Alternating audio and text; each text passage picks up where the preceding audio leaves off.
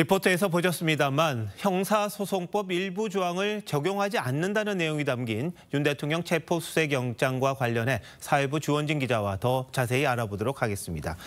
자, 주 기자, 이런 영장이 종종 있습니까?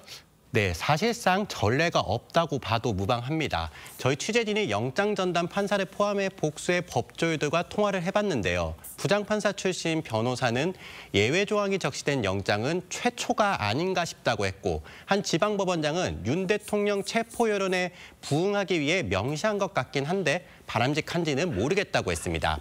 반면 또 다른 법원 관계자는 헌정사상 처음 있는 이례적인 영장인 만큼 이례적인 내용도 담길 수밖에 없다고 했습니다. 이것도 사상 초유다 이렇게 볼 수 있겠는데 법적으로는 근거가 있습니까? 네, 사실 영장 판사가 특정 법조항을 배제하라고 할 수 있는 그런 규정은 명확한 법조항은 없습니다. 반대로 이걸 막는 법조항도 없습니다.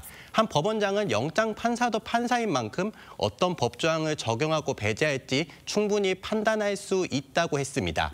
국가기밀시설을 이유로 압수수색을 거부할 수 있다는 형사소송법 110조와 111조의 각 1항을 배제하고 국가에 중대한 이익을 해하지 않는 이상 압수수색을 허용하는 각 2항을 적용한 건 판사의 재량권 안에 있다는 겁니다. 판사가 어떤 성향을 놓고도 지금 논란이 되고 있다 보니까 이게 판사가 직접 적은 건지 아니면 공수처가 이런 조항을 넣어달라고 한 건지 어떻습니까?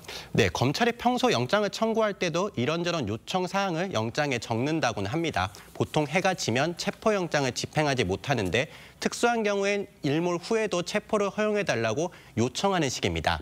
한 법관 출신 변호사는 영장 판사는 수사기관이 청구하는 법 내에서만 영장을 발부한다며 공수처의 요청이 수용된 것이라고 봐야 한다고 했습니다. 공수처는 이에 대해 따로 입장을 밝히진 않고 있습니다.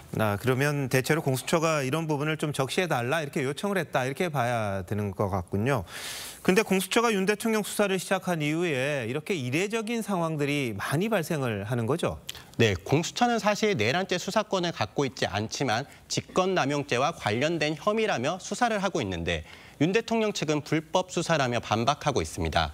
공수처가 체포영장을 본래 관할 법안인 서울중앙지방법원이 아니고 서울 서부지법에 낸 것에 대해서도 윤 대통령 측은 발부 가능성이 높은 법원을 골라서 영장 쇼핑을 했다고 비판했습니다. 이런 상황에서 이례적인 법조항을 미적용하는 그런 영장까지 나온 건데요. 윤 대통령 측은 영장 판사가 월권을 했다며 헌법재판소에 권한쟁의 심판을 청구할 방침입니다. 이런 논란을 의식한 건지는 모르겠지만 오동훈 공수처장은 오늘 아침 적법 절차를 강조하기도 했습니다. 적법 절차에 의하지 않는 그러한 어떤 행위가 일어나지 않도록 특별히 수사진에 또 당부도 했습니다. 현직 대통령의 내란 혐의라는 중대 사건을 수사하면서 자꾸 논란거리를 만드는 게 바람직하지 않다는 지적도 나옵니다. 네, 공수처가 기소를 어떻게 할지 이것도 참 궁금한데 주 기자 잘 들었습니다.